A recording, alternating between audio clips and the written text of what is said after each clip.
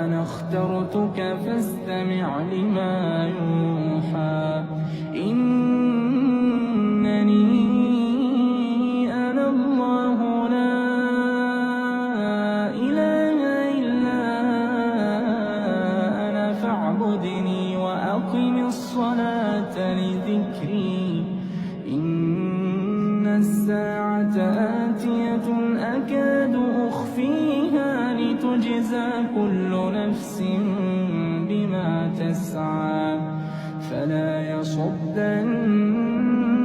عنها من لا يؤمن بها واتبع هواه فتردى وما تلك بيمينك يا موسى قال هي عصاي